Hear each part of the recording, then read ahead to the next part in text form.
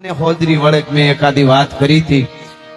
हारी वस्तु खूब केता रह्यो ने तई एनु मान परिणाम आवे। खराब नी असर बहुत थाय। तमे 32 भातना भोजन जमो के दूधनी दूध पाकनी 3 ताहड़ी पी जाओ, पिस्ता ने केसर ने एमा नाखो ने एमा जायफळ नाखो ने एलची खूब नाखो ने ई दूध पाकनी 2 ताहड़ी पीजो अने माथे मूळाना 2 पतीका खाईजो। ओडकारनी ધણેનાટી મૂળાની જાય છે, એલચી દીકરી ગોતી નો જણે ભલે ગમે એટલી નાખી હોય। એમ હારાની અસર બહુ ઓછી થાય, એટલે હારી વાતો કરતી રહેવી પડે। એટલે આ મને પ્રસંગ ખૂબ ગમે છે અને ઘણીવાર મેં આ વાત કરી છે। એટલે આજ માતાઓ બહેનો ખાસ આ વાત સાંભળે, દીકરીઓને આજ બહુ જરૂર છે, માવડીઓને જરૂર છે। ભારતની શક્તિની શું તાકાત છે। એટલે હાંજનું ટાણું બરાબર विष्णु नो हारो, लक्ष्मी नो तात, चंद्र नो बाप, 14 रत्नो अधिष्ठा, समुद्र रत्नागर से घुघो घुघो घुघो घुघो करतो दादा सोमनाथ ना मंदिर ने ठपाटू मारतो तो हाड़ो हुसांग करता मोजा ठपाटू मारे। सोमनाथ मंदिर ने सोमनाथ नु मंदिर तूटेलू पड्યું હતું, खंडेर पड्યું હતું, पण शिव ની पूजा थाती थी। ये हांज ने टाणे बराबर आथमता सूरज ने टाणे संध्या टाणे दादा सोमनाथ नी आरती ना नगारा एक बाजू वागता था, रड़ी बिबांग धोम अने झालरू वागती थी। ई वखते एक बाई 7 वर्षना बाळकने 7 वर्षना दीकराने पोतानी आंगळीए लई अने सोमनाथ दादा नी आरती में आवे छे। सोमनाथ ने पगे लागे छे, दीकराने पगे लगाड़े छे, आरती ले छे, दीकराने आरती लेवरावे छे। आरती पूरी थई, अंधारू मीडू थवा बाई पाછી વળીને આમ હાલતી થઈ બાઈ ડગલા દીધા એટલે દીકરાએ કીધું કે માં ઊભી રે, કે ના ઝટ કરી ઉતાવળ છે, આપણે ઘરે વહી જાવ, હમણાં હાવ અંધારું થઈ જાય। એટલે બાઈનો આમ ઓઢણાનો છેડો પકડી માનો અને 7 વર્ષના બાળકે છેડો ખેંચીને કીધું કે માં ઘરે નથી જાવું। ઘરે નથી જાવું? કે કેમ ઘરે નથી જાવું? કે મને મારા બાપ પાસે લઈ જા। કે આઈ નહીં હાલ ઘરે જઈને વાત કરી, કે નહીં મને મારા બાપ પાસે લઈ જા, કે નહીં ઘરે વહી જવું છે। એ ઘડીક રકજક થઈ એટલે શેડો વટણનો વધારે તાણ્યો અને એટલું કીધું કે માં હું તારો દીકરો છું, ભલે મારી ઉંમર નાની છે। આખા ગામના છોકરા મને કાયમ રિહાવે છે, ખીજવે છે કે તું બાપ વગરનો છો, તારે બાપ નથી। આખા ગામના છોકરા કહે કે અમારે બાપ જો, મારા બાપનું આ નામ, મારા બાપનું આ નામ, મારા બાપનું આ નામ, તું નબાપો છો, તારે ક્યાં બાપ છે, તારી માને પૂછે। આમ કરીને ગામના છોકરા મને ખીજવે માં, અને હું ઘરે આવીને તને પૂછું કે માં મારો બાપ ક્યાં, મને મારા બાપુ પાસે લઈ જાની। તઈ તું એમ કહેતી કે તારો બાપ સોમનાથમાં છે, સોમનાથ જાય તેથી તારા બાપ પાસે લઈ જાય। આજ સોમનાથ આવ્યા, શિવને પગે લાગ્યા, અને હવે તું માં એમ કહેશે ઘરે વયું જાઉં તો નથી જાઉં ઘરે, મને જવાબ દે, હું નબાપો છું, બાપ વગરનો છું, કે મારા બાપનું નામ તારાથી દેવાય એમ નથી। સાચું કે માં ભૂલ કોની છે? બહુ બોલવા માંડ્યો બાળક। ત્યારે માએ ધીરેક દિન વાતને ટાળવા કીધું બેટા જો મંદિરમાં હામો બેઠો ઈ તારો બાપ છે। કીધું માં ઈ તો સોમનાથ છે, ઈ તો બ્રહ્માંડનો બાપ છે, ઈ તો દુનિયાનો બાપ છે, હું મારા બાપની વાત કરું છું। આટલી વાત જ્યારે કરીને ત્યારે આમ બાવડું ચાલ્યું 7 વર્ષના બાળકનું ઈ બાએ, અને બાવડું ચાલીને ઉતાવળા પગે જેમ ઢળડીને જાતી હોય ઝટ ઝટ પગલા બાળકના ઉપડતા જાય એમ બાવડું ચાલીને લઈ ગઈ। દાદા સોમનાથના મંદિરના આગળ પટાંગણમાં એક પાળિયો, એ પાળિયાની આગળ જઈ અને બાઈ પલોઠી વાળીને બેહી ગઈ, બાજુમાં દીકરાને બેહાર દીધો, એક દીવો કર્યો, 2 આહુડા પાડ્યા, અને પછી બાળક હતો એને કીધું બેટા આખું ગામના બાળકો તને ખીજવે છે ને, કાયમ તને ખીજવે ને, તું બાપ વગરનો નબાપો છો। કે હા તો આજ તને કહું છું, ઈ બાળકોને કહી દેજે, આખા ગામને કહી દેજે તારો બાપ કોણ છે, સાંભળી લે। મેં તને એમ કીધું કે આ મંદિરમાં બેઠો ઈ શિવ તારો બાપ, તો તે કીધું કે તું દુનિયાનો બાપ, તો હવે સાંભળી લે બેટા તારો બાપ કોણ છે। અને ઈ બાળકને એની માં પાળિયાની સામે બેહીને વાત કરે છે, મારે શિવના સાનિધ્યમાં આવ્યો છું, મારી ફરજ છે, એટલા માટે હું આ પ્રસંગ, નાની નાની ઘણી બધી વાતો મારી પાસે છે, એ હળવી વાતો કરતા જઈ આનંદ આવે, મજા આવે, પણ અમને ત્યાં હોજરી ન વળે કે મેં કઈ કીધું નહીં મામા, એટલા માટે આ વાત બાઈ બાળકને કહે છે કે બેટા દાદા વર્ષ નથી થયા, 8 વર્ષ પહેલાની વાત છે, ખાલી 8 વર્ષ પહેલાની. 8 વર્ષ પહેલા એક નાનકડું એવું નગરમાં 22 વર્ષનો એક તરવરિયો યુવાન, ચડતી જુવાની, ઘોડા ખેલવે, વાયે ફરકે મુસડિયું અને રયણ જબુકે દંત, જોઈ લ્યો પટોળા વાળિયું. આ તો લોબડિયાળીનો ખંત એવો તરવરિયો યુવાન ઘોડા ઉપર સવાર થઈને નીકળે, પાગા નાખતા રકાબ કવિ દાગા દાગા બારી ભાગા આગા જાવે નાહી ભાગા મૃગાણાહી ગાજ ગન તોપકા ગણાગા તારી ભાગા હાથ જાય જતો રીજા રાગા રવે નાજા ખરા કાપે રાજગાને રૂમા ધુમા ઠુમા ઠુમા. ઘોડા ખેલવા નીકળે, ગેડી દડે રમવા નીકળે, શિકારે નીકળે, પોતાના હેડીના મિત્રોની હારે જેને કહેવાય આનંદ કરતો હોય, ફરતો હોય, શિકારે જાય. એક દિવસ બપોરનું ટાણું, બપોર નમી ગયા, ઘરે આવ્યો. ભાઈબંધ ભેળા હતા 2 4 5 10 ભાઈબંધોને લઈને આવ્યો પોતાના મોટા ભાઈને ઘેરેથી. પોતાના ભાભીમાં એને એટલું કીધું, ભાભીમાં ઝટ ખાવાનું આપો. કે બેહી જાવ દેવરજી, આપું છું. ખાવા બેહી ગયા, ભાભીમાં ખાવા દેવા આવે એટલે આમ ઉતાવળમાં જટ આમ ખીજાય છે ભાભીમાં ઉપર. મોટા ભાઈના ઘરેથી છે ને એના ઉપર રીહમાં ખીજાણો. ભાભીમાં તમને ખબર ન પડે હું આવું એટલે મારી થાળી તૈયાર હોવી જોઈએ કે પણ ત્યારે જ છે દેવરજી આપું નહીં. મને ભૂખ લાગે એટલે તમને ખબર છે ને જરાય વાર લાગે ન પોહાય, બેહુતા બધું તૈયાર હોવું જોઈએ. જે દેવાનું હતું ખાવાનું જટ રોટલા દહીં બીજું શાક દઈ દીધું, પણ બોલવાનું ચાલુ છે ભાભીમાં હવે વાર ન લાગવી જોઈએ કાલથી.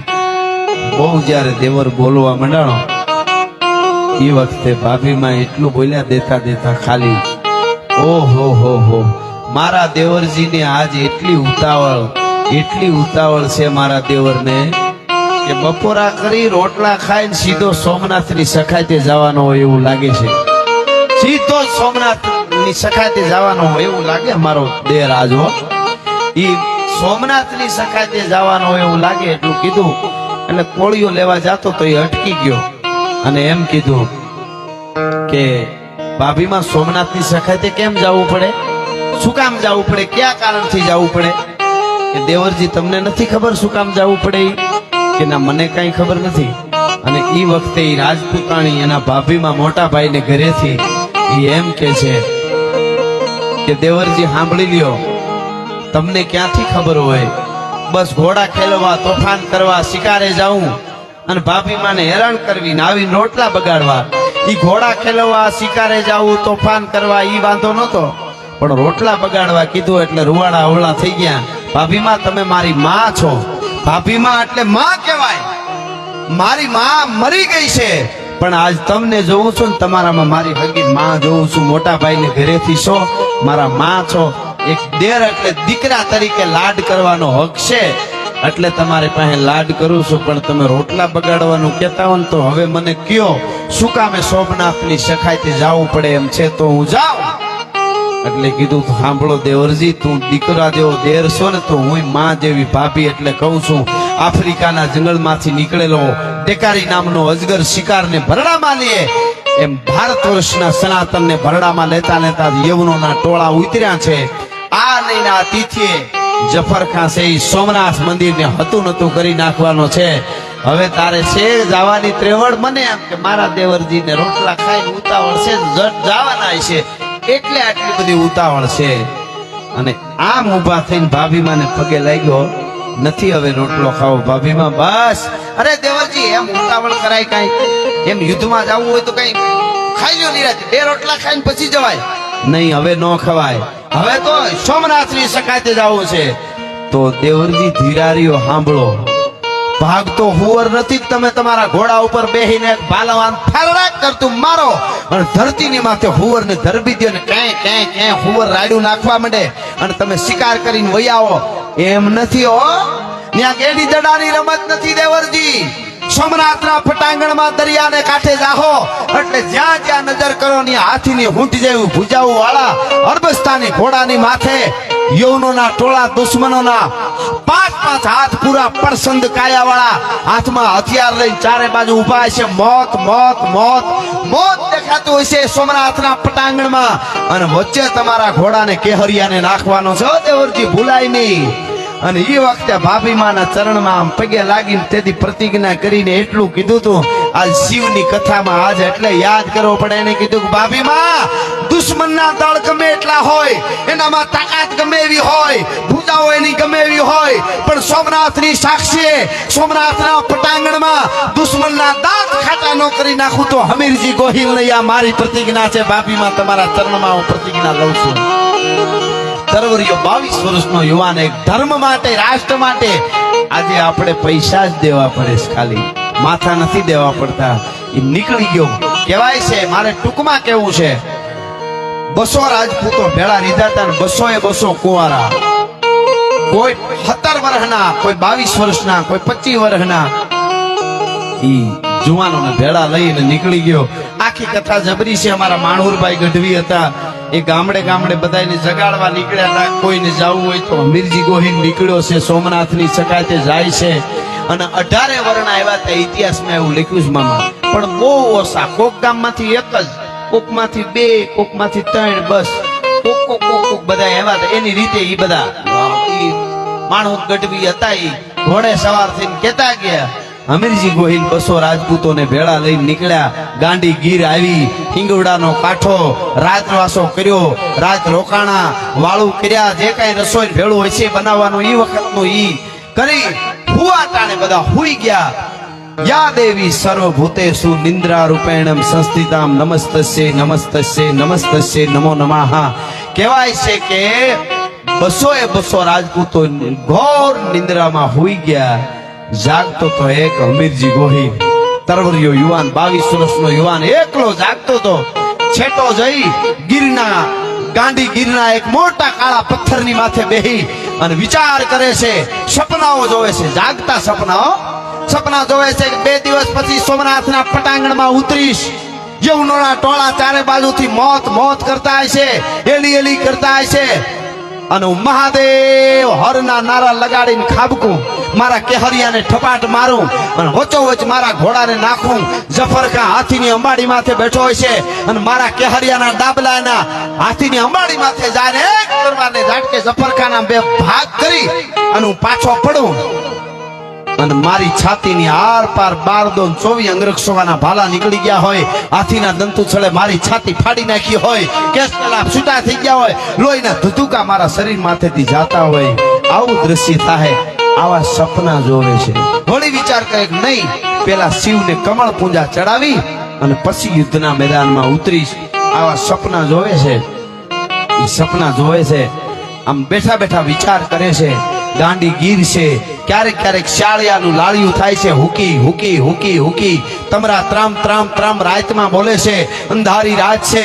ગાંડી ગીરના ઊંડા ગાળામાંથી ક્યારેક અવાજ ઓહો હાવજ ઉકવાના અવાજ આવે છે. આવું જ્યારે વાતાવરણ હતું, એવે ટાણે હમીરજી ગોહિલના કાને એક અવાજ સંભળાય છે, ઊંડો અવાજ સંભળાય છે. એ અવાજ કયો હતો? જ્યાં હમીરજી ગોહિલનો પડાવ પડેલો એથી થોડેક દૂર બાજુમાં જ લાખબાઈમાં કરી અને અમારા ચારણ આઈનો નેહડો, અને લાખબાઈમાંનો એકનો એક દીકરો 15 દી પહેલા ગુજરી ગયેલો. એ દીકરો ગુજરી ગયેલો, એ દીકરાના વિરહમાં માને નીંદર ન આવે એટલે રાત પડે ને રણ જાગે, ઈ ઓઢણું માથે આમ લાંબુ કરી અને લાખબાઈમાં મરસિયા ગાતા હોય. ઈ હમીરજી ગોહિલ સાંભળી ગયા. શું ગાતા હતા લાખબાઈમાં? એક દોહો કહું તમને. પણ હવજો સુતો સંસાર,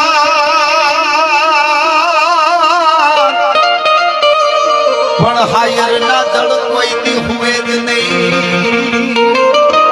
મારા ઘટમાં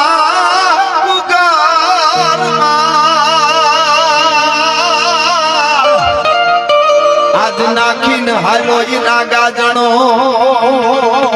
હવ તો હંસાર હાર, મારા હાયર ના જળ કોઈ દી સુવે નહીં. ઈ અવાજ હમીરજીને કાને પડ્યો કે આહા, આવા રાતના અઘોર જંગલ ગાંડી ગીરમાં હાવજની ડણકું વિચે કોણ બરસિયા ગાય છે. હવાર થઈ 200 રાજપૂતોને લઈ અને નેહડે આવ્યા. જય માતાજી કર્યા. પૂછ્યું કોણ હાજે ગાતું તો અમારા ડોહીમાં ગાતા હતા. ન્યા ગયા માડી મરસિયા તમે ગાતા હતા. ઘા મારા બાપલિયા હું કરું, મારો 20 વર્ષનો દીકરો થોડા દિવસ પહેલા 15 દી પહેલા ગુજરી ગયો ને, એટલે મારા દીકરાના મરસિયા ગાતી હતી. તને અપશકન થયા હોય તો મને માફ કરજે ભાઈ. અરે ચારણ આઈ બોલે ક્ષત્રિયને કોઈ દી અપશકન હોય માં, એના માટે તો અમારે સુકન હોય. પણ એક વેણ નાખો માં આપશો કે ચારણ આઈના નેહડે હાચા દલેથી ક્ષત્રિય આવે અને માગેરી નો થાય તો અમારી આયુ ગામત્રે ગયું હોય. ભલા માણસ થાય અને થાય કે બીજું કાંઈ નહીં. માં જેવા મરસિયા તમારો દીકરો ગુજરી ગયો એના તમે ગાતા હતા, એવા મારા મરસિયા ગાયશો હે? એવા મરસિયા મારા ગાયશો? અરર મારો બાપ, તને કઈ ખબર પડે? તને બોલવાની ભાન છે? તું એવું તને ખબર છે મરસિયા કોના ગવાય? અરે મરી ગયો મારો દીકરો એટલે મરસિયા ગાવશું મારો બાપ. તને કરોડ દિવાળીઓ આવો જુવાન જોધ જેવો દીકરો અને તું એમ કા કે મારા મરસિયા ગાજો? મારે જીભમાં જીવડા પડે, મને પાપ લાગે. અમીરજી ગોહિલે હું કીધું ખબર? માં આ ખોખું ઊભું તમારી સામે એ મરી ગયેલું છે હે? કે ખોખું મરી ગયેલું છે? કેમ કે 2 દી પછી શિવને મસ્તક ચડાવી અને યુદ્ધના મેદાનમાં સોમનાથની સખાતે જાઉં છું, ઉતરવાનો છું. ઓહો, સોમનાથની સખાતે જાશો મારા ભાઈ? હા. ઘેરે કોઈ રોક્યો નહીં? એવું ન કીધું લગ્ન થયા કે નથી થયા, એવું કઈ ન કીધું. શું કીધું ખબર? ઘેરે કોઈ રોક્યો નહીં કે માં રોકવા વાળો કોઈ છે નહીં ઘેરે, એટલે લગ્ન નથી થયા એમ. ઓહો, તો કુંવારા કમળ પૂજા નો ચડાવાય ભાઈ. કે માં આ મડા હારે કોણ ફેરા ફરે હે? કા મડા હારે કોણ ફેરા ફરે? માં અમીરજી કહે છે કોણ ફેરા ફરે? એ વખતે લાખબાઈ મેં કીધું કે મડા હારે ફેરા ફરવા વાળી દીકરીઓ આ ધરતીમાં જીવે છે, એ ઉપાધિ તારે ન કરવાની હોય. ભલા માણસ, મારે કેવું છે ઈ લાખબાઈ માએ કીધું 200 અહીં રહેજો, આજના જ તમારા લગ્ન કરવાના છે. બાજુમાં હું જાઉં છું ને હું બોલાવો, મારો માણસ આવે એટલે તમે તરત આવી જાજો. ત્યાં રોકાય, નેહડામાં રોકી અને બાજુમાં વેગડો ભીલ, આખી ગીરમાં એનું તઈ રાજ હતું. એ વેગડા ભીલની ફૂલવાડી આજ પણ હિંગોડાને કાંઠે જામબાળાના ડેમથી ઉપર મામા કહેવાય છે. તમે વિચાર કરો, એ વેગડા ભીલને ત્યાં લાખબાઈમાં આવ્યા, વેગડો ભીલ રાજી થઈ ગયો. આહા, મારી માં આવી ગયા, આઈ માં આવ્યા, પગે લાગ્યો. એટલે કીધું કે માં બહુ રાજી, તો કે આજે એક વેણ લઈને આવીશું. કે માં લાખબાઈ માં એમ કે વેગડા ભીલ માથું ઉતારી દે, અને માથું ન ઉતારી દઉં તો તમારો દીકરો ન કહેવા, હું ભીલ નો દીકરો ન કહેવા. માં માથું નથી જોતું. ભૂતમાં શું કે છે બાપુ? શું કે ખબર? માથું નહીં, કાળજું જોઈ છે. માથું નથી જોતું, કાળજું જોઈ છે. કે માં હું કઈ સમજ્યો નહીં કે તારી દીકરી રાજલ નું માગું નાખવા આવી છું. 18 વર્ષની દીકરી છે ને તારી રાજલ એનું માગું લઈને આવી છું. માં કોની આરે? અમીરજી ગોહિલ આરે. અમીરજી ગોહિલ અઠીલાના જે સોમનાથની સખાતે નીકળ્યા એવું મેં સાંભળ્યું. ઈ કે હા ઈ કે માં ઈ તો યુદ્ધમાં જાય છે ને, એ યુદ્ધમાં જાય છે. આજની રાત જ એનો સંસાર અને તારી રાજલારે એના લગ્ન કરવાના છે. કાલે યુદ્ધમાં જવા નીકળી જશે. અને એ વખતે વેગડા ભીલે શું કીધું ખબર? માં મારી રાજલ મને બહુ વાલી છે, નાનો પાડવો હું વેગડો ભીલ છું. માં તમારું વચન ન ટાળો, ખાલી મારી દીકરીને જરાક પૂછી આવું તો. મિત્રો, ઈ વેગડા ભીલની દીકરી રાજલ એટલે જેઠવા રાજપૂતોની દીકરી હતી બાપુ. જેઠવા રાજપૂતો તુલસી શ્યામની યાત્રાએ આવેલા અને ભીલોને રાજપૂતોને યુદ્ધ થયું. બધા રાજપૂતો કપાઈ ગયા, રાજપૂતાણીઓ સતી થઈ ગયા અને એક 5 વર્ષની દીકરી બચી. અને મરતા મરતા જેઠવા રાજપૂતે બાવડું ચાલીને વેગડા ભીલને દુશ્મનના હાથમાં દીધી અને કીધું કે આજથી તારી દીકરી હારું ઠેકાણું જોઈને આને પરણાવી દેજે. મારે આ શિવ કથામાં દડવાને ટીંબે ઈ કેવું છે, તેથી દુશ્મનના હાથમાં દીકરીના બાવડા દેવા તાણે બીક નહોતી લાગતી. આજે સોસાયટીમાં સલામત નથી ને એટલે રેડિયો નાખીને આવી કથાઓ કહે છે, નકર ના ગાયા કરી તો પ્રોગ્રામ તો હાલે. તેથી યા સલામત હતી દુશ્મનના હાથમાં, આજે સોસાયટીમાં સલામત નથી. ઈ રાજલ આજ 18 વર્ષની થયેલી, પાલક પિતા હતો વેગડો ભીલ, પણ એને કોઈ દી વિચારેલું નહીં કે મારી દીકરી એટલી વાલી. અને આ મારી જ દીકરી, મારી દીકરી મને બહુ વાલી. માં પૂછી લઉં રાજલ ને, પૂછી લે. લાખભાઈ મેં કીધું પૂછી લે. ગાંધીગીરના હાગડાના ટાપણના જે ભીતું હોય હાગડાની, એમાં ગાયર કરતી હતી રાજલ 18 વર્ષની, રૂપના આભરણ જેવી દીકરી વેગડા ભીલની. હવે તો વેગડા ભીલની દીકરી ને, ઈ ગાયર કરતી હતી. વાહે ઉભા રહીને બાપે શેઠેથી પડકારો કર્યો, બેટા રાજલ, કે હા બાપુ ગાયર કરવાનું ચાલુ છે. હા બાપુ, કે તારા લગ્ન કરવાના છે. અરે બાપુ એવું કા પૂછો મને અટાણે? કે પણ બેટા હકીકતમાં તારા લગ્ન કરવાના છે અમીરજી ગોહિલારે. કે બાપુ મને હરમાવો કા, તમે મારા બાપ છો. ગાયર કરવાનું ચાલુ છે. નીચે જોઈ ગઈ હરમાં, ગાયર કરવાનું ચાલુ છે, ભીત લીપવાનું ચાલુ છે. કે પણ બેટા અમીરજી ગોહિલ સોમનાથ માટે મરવા જાય છે, સખાતે જાય છે. આજનો જ સંસાર, આજ તમારા લગ્ન, આજની રાતનો સંસાર, અને કાલે તમને તને છોડીને વયો જશે. એ તો સોમનાથ માટે મરવા માટે બેઠા. એટલે તને પૂછું છું કે 18 સુધી ગાયર કરવાનું ચાલુ હતું, એ બંધ થઈ ગયું. ગારાળા હાથે આમ લટુ કરતી કરતી આમ ઈ વેગડા ભીલની દીકરી રાજલ બાપની સામે ફરીને કીધું, બાપુ અમારો એક જ રાતનો સંસાર. કે હા. કે તો સાંભળો બાપુ, સૈયર પેરું ચૂડલો ઝીણની અખિયા લાલ, પછી ઘડી પર રહું સુહાગડી, તોય મારું આખું ન્યા. આ એક ઘડીનો સંસાર હોય તો આ તો એક રાત તો છે ને. તમારે તમારી રાજલને પૂછવાનું ન હોય. ઘડિયા લગન, અને આ બાજુ લાખભાઈ મેં સમાચાર દીધા 201 વરરાજા તૈયાર થયા. મામા ઇતિહાસ સૌરાષ્ટ્રનો સાક્ષી પૂરે છે કે આ રાજલના અમીરજી ગોહિલારે લગ્ન થયા. બીજી 200 રાજપૂતો 200 ભીલ કન્યાઓને પરિણ્યા ગાંધીગીરમાં. આ ઓથેન્ટિક ઇતિહાસ છે. ભીલની કન્યાઓ કોઈ 13 વર્ષની, કોઈ 15 વર્ષની, કોઈ 20 વર્ષની, 200 રાજપૂતો ભીલ કન્યાઓને પરિણ્યા. 201 માંડવા નખાણા અમીરજી ગોહિલ રાજલને પરિણ્યા.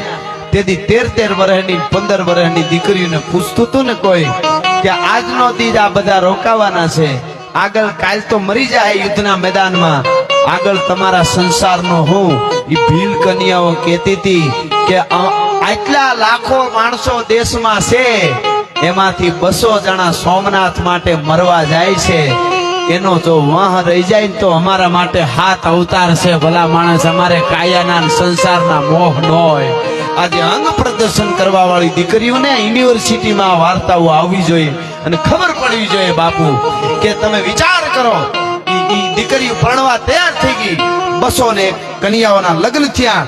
ટૂંકમાં વાત કરું, હાથકરણાનો અને કરિયાવર દેવાનો જ્યારે સમય, કન્યાદાનનો હાથકરણાનો સમય આવ્યો, 200 રાજપૂતો 201 રાજપૂતોના લગ્ન થયા. અને બાપુ 1100 ભીલ અહીંયા તરવારો રાખીને ઉભા રહ્યા અને કીધું કે દીકરીઓને કરિયાવરમાં અમે 1100 ભીલ માથા આપી છે. યુદ્ધના મેદાનમાં 201 રાજપૂતો કપાય એની પેલા અમે કપાઈ જાઓ એના રક્ષણના માટે આ 1100 માથા ભીલ અમે આપી છે. ગાંધીગીરમાં શું ઘટના ઘટી છે, લાખબાઈમાં એ શું બીડું ઉપાડ્યું હોય છે, તમે વિચાર કરો. એક ચારણની પોતાના દીકરાના વિયોગમાં રોવા વાળી ડોસી, ઈ આ દેશના અસ્તિત્વની ધર્મની વાત આવી એટલે બ્રહ્માંડ ભાંડોદરી બની ગઈ, પોતાના દીકરાનો વિયોગ ભૂલી ગઈ. કેવડું કામ કરી દીધું, તમે વિચાર કરો. ઈ મંગળવરતાના એક રાતનો સંસાર. બીજા દિવસની હવાર થઈ, છેલ્લી વાર વેગડા ભીલ અને 1100 ભીલેની હારવાર એને જય માતાજી કર્યા. હમીરજી ગોહિલે રાજલ હામાં જય માતાજી છેલ્લા કર્યા. રાજલે હમીરજી ગોહિલને અને 200 ભીલ કન્યાઓએ 200 રાજપૂતને જય માતાજી કર્યા અને નીકળી ગયા. ટૂંકમાં વાત કહું તો સોમનાથના પટાંગણમાં આવીને આમ જોયું તો ચારે બાજુથી એલી એલી એલી એલી એલી અને ગમનશાણ યુદ્ધ થયું. સજ્યા છે બખ્તર પાકા નખતર શકર વકર ગણ શંકરના મર્દોઈ મુસાળા ધર્મ ધજાળા ગજવે ગાળા ડુંગરના અસરાણ બેગળ દળ હેગળ પેગળ મોગલ નાદળ આવી સીડ્યા. દેવો ને દેવળ બસિયા ખળબળ વાદળ વાદળ ટીટ મળ્યા. હઠીલા વાળા હમીર હઠાળા પાટણ જઈ મેદાન પડ્યા. ટૂંકમાં ઘમંસાણ યુદ્ધ થયું. મહાભારતનું યુદ્ધ 18 દિવસનું હતું, એમાં આ યુદ્ધ 11 દિવસ આવેલું હતું. મામા બીજા કેટલા બધા આવ્યા હતા, બ્રાહ્મણો પણ હતા, બ્રાહ્મણો લડ્યા હતા, કોળીથી લઈ અને બધા ભીલોથી લઈ અને દરેક જ્ઞાતિ એમાં હતી એવું ઇતિહાસ કહે છે. આ રાજપૂતો પણ હતા, એ લડ્યા. છેલ્લે ટૂંકમાં વાત કરી દઉં, 11મા દિવસની સાંજ પડવા આવી.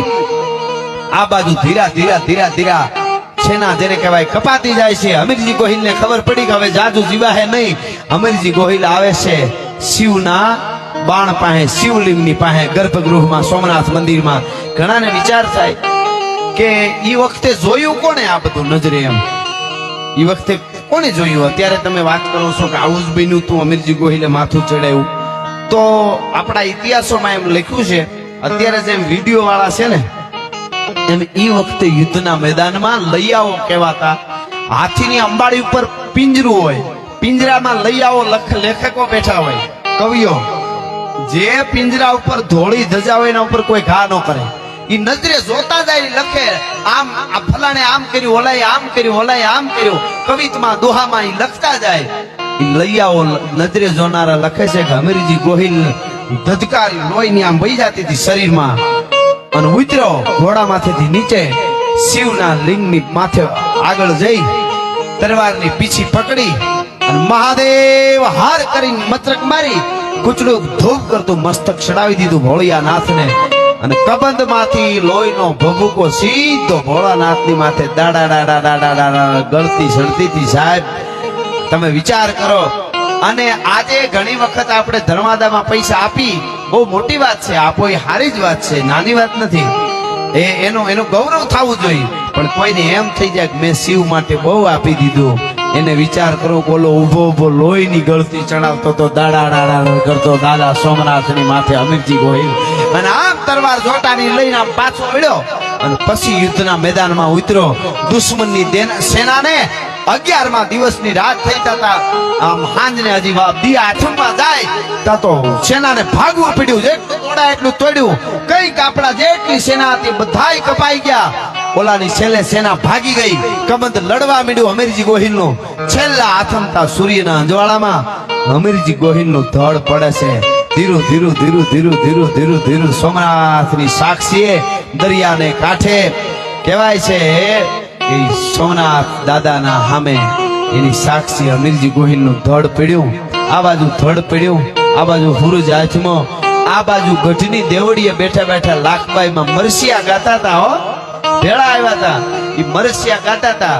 છેલ્લો મરસિયો અમીરજી ગોહિલનો આમ ધડ પડ્યું તો એ છેલ્લો મરસિયો ગાય અને બેઠા બેઠા લાખબાઈમાં એ ખોડિયામાંથી પ્રાણ ગઢની દેવડીએ છોડી દીધા હતા. મરસિયો ગાતા ગાતા પ્રાણ છોડી દીધા. આવી ઘટના બની ત્યારે આપણે આજ શિવની કથાઓ બેહારી હકી છી. ધર્મ રહેશે તો રહેશે ધરા અને ખપ જાહે ખુરસાણ. એક વિષમભર ઉપરે તું રાખને ભરોહો રાણ. મારે કેવું છે તમને ઈ જે 7 વર્ષનો બાળક માને કહેતો તો કે માં મારો બાપ કોણ છે? મંદિરમાં છે ઈ તો દુનિયાનો બાપ શિવ છે. ઈ પાળિયા સામે બેઠી બેઠી બાઈ કહે છે કે બેટા ગામ આખાના છોકરાને કહી દેજે. તું કાયમ પૂછે છે ને કે મારો બાપ કોણ, તો તું કહેશો ને કે મંદિરમાં છે ઈ તો દુનિયાનો બાપ શિવ છે. તો દુનિયાના બાપ શિવને જરૂર પડી તે માથું દીધું તું ને આ અમીરજી ગોહિલ તારો બાપ છે. ભલા માણસ, દુનિયાના બાપને જરૂર પડી. આ અમીરજી ગોહિલ તારો બાપ છે બેટા. અને ઈ અમીરજી ગોહિલ ને એક રાત માટે સંસાર ભોગવવા માટે ફેરા ફરવા વાળી રાજલ પોતે હું તારી માં છું બેટા. લાખબાઈ માના વેણ ઉપર મને વિશ્વાસ હતો કે તું આવી ગયો છો મારા ઉદરમાં, એટલે હું સતી નથી થઈ. અને એક રાતના સંસાર માટે દીકરી દેવા વાળો જે મારો બાપ ઈ વેગડો ભીલ સામે પાળ્યો રહ્યો ને બેટા મારો બાપ છે.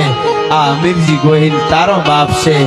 આવી આવી ઘટનાઓ આ ભારત વર્ષની ધરોહર આજે વિજ્ઞાન દુનિયા ગોતે છે ને આપણા જેટલી જેટલી ઘટનાઓ ઇતિહાસની બની છે એના ઉપર સંશોધન કરે છે. એ વાતો કાયમના માટે આપણી જીવતી રહે એટલા માટે આ મને એકાદ પ્રસંગ